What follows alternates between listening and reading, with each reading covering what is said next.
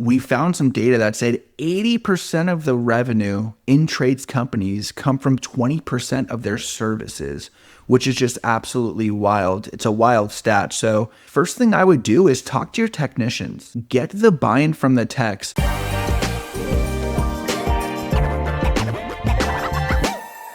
Welcome to Mastering ServiceTitan, where we get expert advice from power users.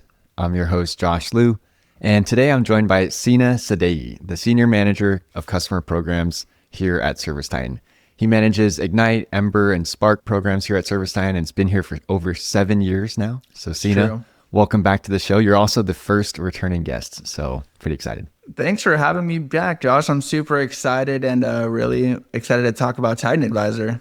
Yeah, today's topic is how to drive revenue with 5 quick TitanAdvisor wins. So we'll be covering a lot, and we'll start off with the first TitanAdvisor win of learning how to close more jobs by offering second look financing. And actually, before we dive into second look, can you first talk about what is integrated financing with ServiceTitan in general? Sure. So one of the options for financing is obviously getting that financing integrated inside of the system. So Service Finance is probably one of the biggest ones that people use. Wells Fargo has been integrated, but think of it as a way to bring in those financing applications into the system and have it all in one place and all inside of the system inside of ServiceTitan. Perfect. I think a lot of our customers are already using the integration. And I did want to reiterate that the integration is at no additional cost. I know there's sometimes a misconception of like, oh, I already use financing, I don't want to pay to integrate it, but that myth is dispelled. There's no additional cost. That's right. You can keep your financing partners, integrate them all into ServiceTitan in one platform. I was trying to find the stats earlier because there's some pretty impressive numbers that show our customers who use integrated financing versus those who just use financing outside the platform.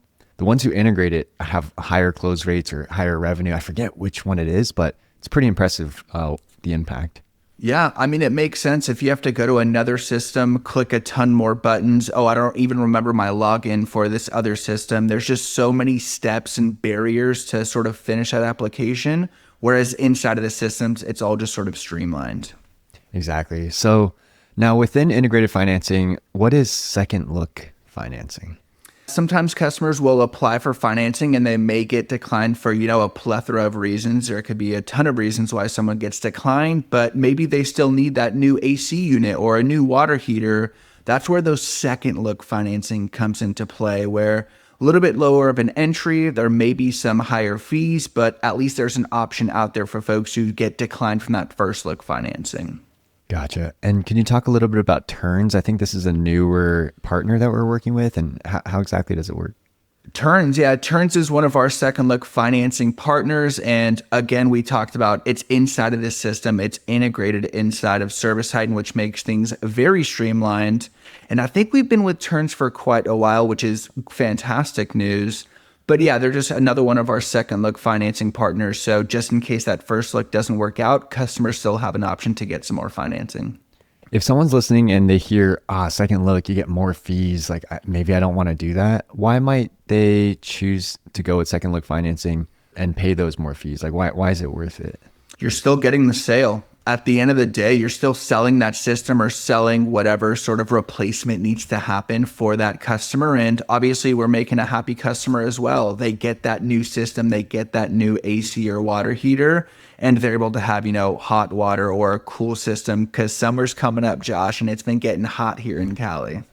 That makes a lot of sense because why get a $0 job versus a few hundred or even a few $1,000 job? Even if the margin's a little less, at least overall, you're still getting that revenue. Yeah, we're still closing that job and the customer's still getting the system that they need. So for customers who are already on the integration, how do they get second look financing set up? So inside of settings under integrations, there's a financing tab, and that is where you can set up a lot of these financing integrations, which is very nice. Perfect. And I'll include a link in the description of how you can reach out to the FinTech team to get set up on this. So for those of you who are already integrated with ServiceTitan's integrated financing, you can chat with their FinTech team. They provide trainings on these kinds of things to help you get set up. How many points do you get in TitanAdvisor for having second look financing? Yeah, this is one of the cool parts, right? It's inside of TitanAdvisor, so it's being measured. And I'm looking at the success criteria. So you get a total of 2 points. And it's the percent of jobs in the last 7 days where after a unsuccessful first look financing was offered, technicians offered that second look financing. So if you're over 80%, and again, it's only looking at those jobs after that first unsuccessful look for financing, over 80%, you're going to get yourself a nice whopping 2 points. Awesome. Now, moving on to the second TitanAdvisor win here to help you drive revenue, we have the follow-ups and following up on conversion opportunities. I feel like most people use this. Is that right? Or would I be surprised that some people are still not following up? I hope most people are using this. It's a really good way to make sure you're not missing out on any revenue, because where better to look than in your own system for those unsold estimates and following up on those things to convert those sales. Gotcha. And I know you mentioned before we started recording, there's a mobile side and an office side. Can you talk a little bit about both, just in case people are unaware? Yes. Don't forget your technicians can also be following up on these unsold estimates. So actually, as part of this TitanAdvisor feature, part of the setup is actually granting that permission to your technicians. So if at least 80% of your sales technicians are granted that access to the follow-ups, you will get the setup portion for this specific TitanAdvisor feature. Some folks love that they have technicians following up. Some folks love having the office follow up. I don't think there's a right or wrong, but I just think establish a process and a system and just know that it's possible from both the technician side and the office side to follow up. And then you get a maximum of, is it 5 points for this one?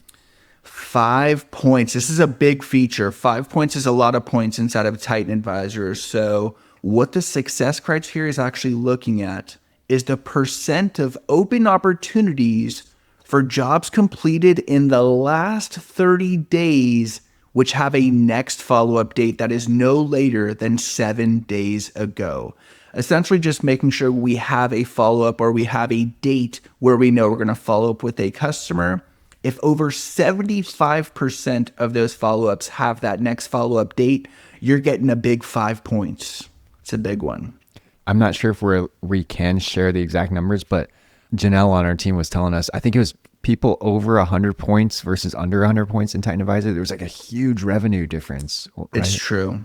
Yeah, there's just the data that we have where essentially you use more of the system, Josh, you're going to be getting more ROI. And a lot of these features that we're talking about, they come included inside of the system. They're not an extra fee. So why not take advantage of these things that are literally inside of your system, make your business more efficient?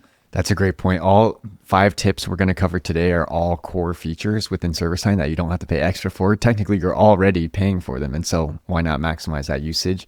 And if you're below 100, please get over 100 in your TitanAdvisor score. It'll make a massive difference. It will. And join Ember sessions. They're free. We host those. And that way you can have someone like myself or someone on my team walk you through some of these TitanAdvisor features to get you over that 100 threshold.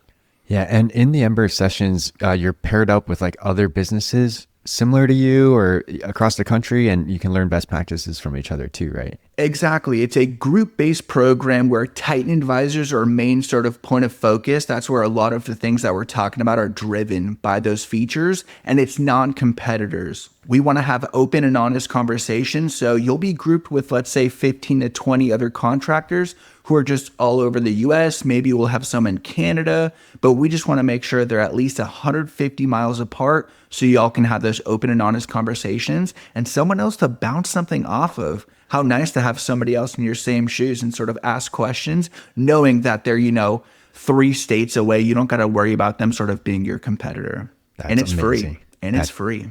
Amazing. Yeah, we'll link that in the description too. If you're not in an Ember group or part of one, please join one. There's no reason why you shouldn't be part of one.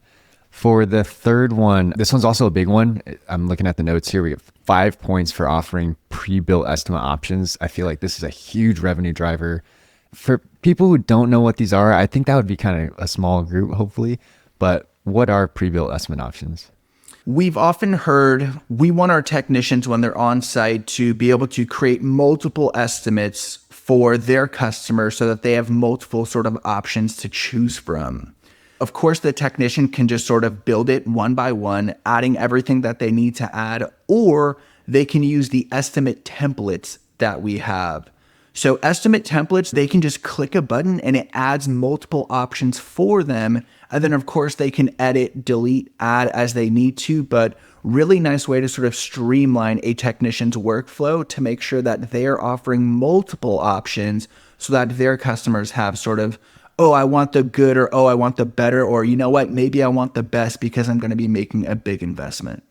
Yeah, and we won't go super in detail about the nitty gritty of how to get it set up on this episode. We'll actually include links to videos for every feature that we're talking about today in the episode description. So you can click through and just watch and follow along to actually get it set up. With estimate templates and offering multiple options, I think as long as I've been at ServiceTitan, I've heard this set like mentioned many, many times. I feel like most people know they should be doing this, but in the Ember groups, like, what are you hearing out there in terms of the biggest challenge? Like, why don't people offer these? I think the first thing that we always hear is they're a little bit scared of the setup. They see that, oh, you know what, this might take us a really long time, or, oh, I don't have time to do this. Busy season's right around the corner. And I would just challenge that mindset. Sure, it's going to be an investment up front, but then when busy season comes around, your technicians are more efficient so they can get to more jobs, which drives more revenue for your business. And that's sort of our theme for all of our features that we're talking about today, driving revenue. So it may seem daunting, but Blue Collar Nerd has an amazing video on building estimate templates. We've also got some resources as well. And then Josh alluded to the TAD tune-up videos that will also be talking about this specific feature. So don't be scared. We've got you covered. We got your resources. Make the investment so that way down the line, you become even more efficient to drive even more revenue. Do you have any recommendations on where to start when it comes to building estimate templates? Like, is there an 80-20 approach here, or how do you like ease into it with your technicians? Totally. And the 80-20 you referenced, let's talk about that for a second. We found some data that said 80% of the revenue in trades companies come from 20% of their services, which is just absolutely wild. It's a wild stat. So first thing I would do is talk to your technicians.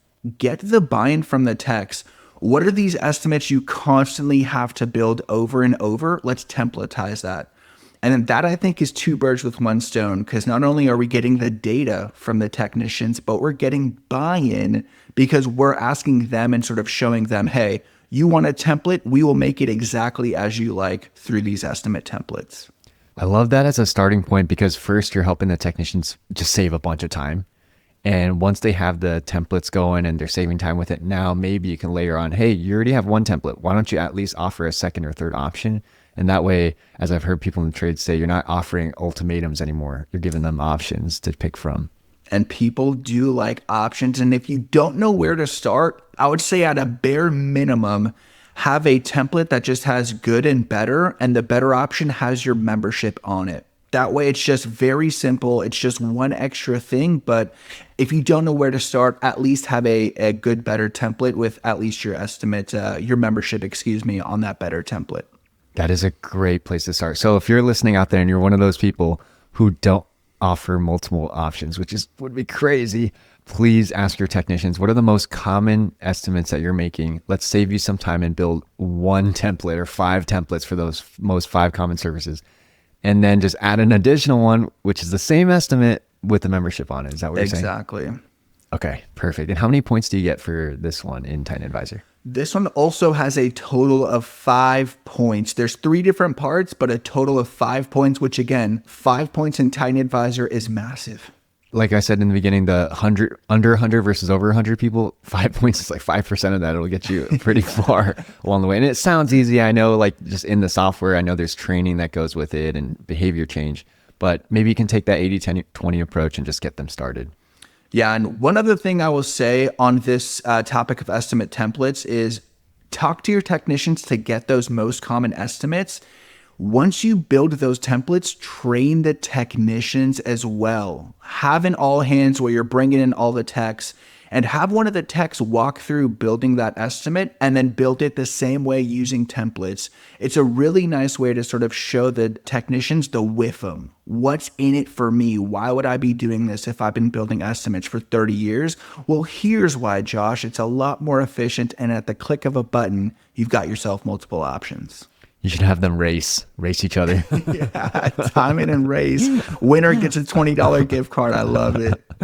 That's estimate templates. I feel like we've been talking about that one a lot. Every webinar I'm on about driving revenue, that one has to be mentioned, because if you're not doing it, you really, really should be. Moving on to another price book feature in terms of maximizing upsells with upgrades and recommendations. For people who don't know what these are, what are upgrades and what are recommendations? Upgrades and recommendations. I always like to give the iPhone analogy for upgrades and recommendations. So these are things you're going to be setting up inside of your price book per item. You can also actually set this up at the category level. That's a little bit of a pro tip. Think of yourself as, what are we on, the iPhone 15 today? I forget what we're on. I think that's what I have, the iPhone 15. Upgrading would be an iPhone 16, an iPhone 16 Pro. You're literally upgrading what we're talking about.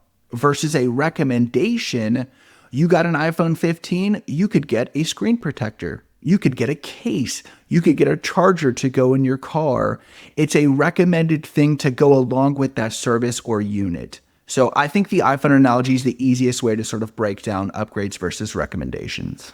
How does it work when you set it up for categories versus specific items? It works the same way in terms of the system functionality. It will just pop up for the technician when they're adding that service saying, hey, these are recommended, or hey, this is an upgrade to, let's say that AC unit or water heater. Okay, cool. And I can see how this plays into building multiple options, right? So maybe you pick a service, that's the one you always offer. And then are you saying as the technician picks that service at the bottom of the screen or something, there's like an upgrade where they can add that to another estimate or?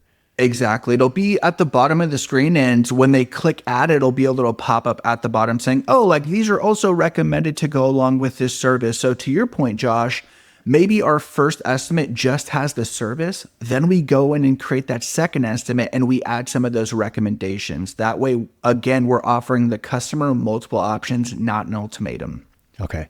And how does setup work? Are you just linking these things together, or what's that look like? Yes. So inside of the service itself, if you scroll down towards the middle of the screen, there will be a section for upgrades and a section for recommendations. And one other thing I will note is you can have multiple upgrades and multiple recommendations. So don't just think you're sort of tied to one. You can have multiple in both of those sections. Very cool. I'm going to ask the same 80-20 question here. If someone's looking at their price book, they got no upgrades set up, no recommendations linked in there, where should they start? First thing I'm going to say is, again, talk to your technicians. There's also plenty of data that you can run. There's a lot of reporting inside of ServiceTitan to sort of see what's been your most used items or most used materials. The other thing that I would add for upgrades and recommendations is use those estimate templates. I mean, we talked about that earlier today. If you know that, 90% of the time someone gets service A, they also get these other three things, just add that into the template. Why not? And again, your technicians can delete things or add things as they need to.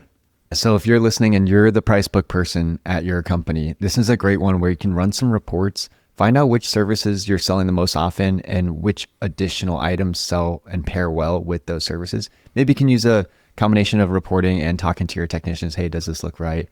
And start with that 80-20 approach. Take that top most common services, and then you on the back end can just add in or link all those upgrades and recommendations, and they'll just pop up for the technicians out there in the field. Yes. When they're adding in those services, it'll be a pop-up, and then it'll also be at the bottom of the screen for upgrades. The other thing I would say is use edit mode in the price book when you're doing this. You can edit and filter by category to add those upgrades and recommendations en masse. Or if you're an Excel person, you can export your price book out and do everything in Excel. But I like to stay in the system. Edit mode has been super clutch. So if you're that price book person, like Josh mentioned, don't be afraid to use edit mode and use your filters to make your life much, much easier. And if you're not the price book person, please share this episode with them and say, hey, what do you think of this little project we can take on? This one sounds like one where you don't have to get a lot of buy-in and change management. Maybe you could just do it on the back end. And then as technicians are pulling up services, they just get those additional upgrades and recommendations at the bottom where they can just add it on, and it's a little easier to find. Yeah, definitely not as much training, I think, for estimate templates versus upgrades and recommendations, but always good to mention it because I don't know about you, when I click a button and I get a totally different screen, I'm like, what's going on here? What is this? So always nice to just sort of enable the text as well. Totally. So yeah, just get it set up and then tell them, hey, by the way, now that when you pull up a service, instead of you having to find that whatever earthquake strap or whatever for the water heater, like now it's just going to be at the bottom. Like you could just click it and add it on pretty easily. So good call, Sena. Yeah, if they listen to me, then there's going to be an uproar with the technicians. And last one here, driving revenue with replacement opportunity tags. Can you talk a little bit about this feature? Replacement opportunity tags. How do we know when that aging equipment is ready to be replaced? And the answer to that is replacement opportunity tags. So this is something, once again, set up in your price book, and it's going to be on your equipment types. Your equipment types, we've been talking about points all day. This one's another big 5 points. I feel like from this episode, you can get like 20% of the way there if you're at 0 to 100, which is fantastic. But for this one specifically, at least 25% of active equipment types have a replacement opportunity tag. Not only does that let your dispatcher know, hey, this might be a job where we can replace that piece of equipment, also lets the technician know when they've got that aging equipment and they can see that tag of AC replacement or whatever that tag may be. So is this tag just like any other tag that you set up in ServiceTitan, or how do you distinguish between this specific replacement opportunity tag versus other tags? You're totally correct. It's set up the same way. You're going to go into tags inside of settings and just build that tag. And then you're going to go to the price book to equipment types to link that in there. And that's what's going to tell the system, hey, their system is, let's say, over 10 years old. We need to throw that tag on that job to let the dispatcher and the technicians know we have a potential replacement opportunity here. Okay. And who uses these tags? Is it the CSRs collecting the information right at the top of the call, or is it, yeah, like you said, the dispatcher or technician? I think it's the dispatcher more so often. What's nice about these replacement opportunity tags is they will actually automatically just go on the job if that equipment is older than whatever threshold you set. So in the equipment type, one of the fields right above the tag is the replacement age. So what should the system say? Hey, 10 years, if a unit's over 10 years old, we need to put that replacement opportunity tag on there. And for the dispatcher to know, hey, we might need to send a sales tech out for replacing this piece of equipment. And then, of course, the technician knows I've got an opportunity to sell a replacement. Got it. That makes sense. This one seems easy to set up. Am I mistaken here? No, this one is probably, of everything we talked about today, this one's literally create a tag, go to your equipment types and put it in. Legitimately the easiest one, and 5 points, y'all, 5 big ones for this one. So really low lift. Yeah, that's how much emphasis or impact we feel like this one can make. So out of all of them, maybe this is the one you start with if you're already not doing it. I feel like people would be crazy to not do this one, or if they don't have it set up already. I don't mean to make you all feel bad out there if you're not using replacement opportunity tags, but it sounds like a no-brainer. Yeah, it really is a no-brainer. Super low lift in terms of setup, and it's a quick win as well. A lot of the features that we talk about sort of throughout TitanAdvisor, some of them have that little purple clock icon that lets you know it's a quick win, which means it's low effort to set up, but produces very nice ROI, and this is a quick win feature indeed. Perfect. So there you have it, 5 features within TitanAdvisor to help you drive revenue, and just in time for the summer, which is exciting. And I did want to reiterate the TAD tune-up videos. Could you talk a little bit about those again? So I'm sure some of you have seen, we have a playlist on YouTube called the TAD Tune-Up Series, where every quarter we'll have some features that we sort of want to focus on, which we talked about today during this podcast. We will also supplement this podcast with videos on the specific features themselves with more in-depth sort of setup, discussion, and it's all recorded by the facilitators on my team. So shout out to the squad here, but really nice way if you're a visual learner and you want to be able to watch a video and then set these things up as you go. TAD Tune-Up Series inside of YouTube. We have plenty of videos already in there. And then these 5 features we talked about today will slowly but surely be rolling out throughout the next coming weeks. Amazing. So I'll link those 5 videos to cover the 5 features we went over today.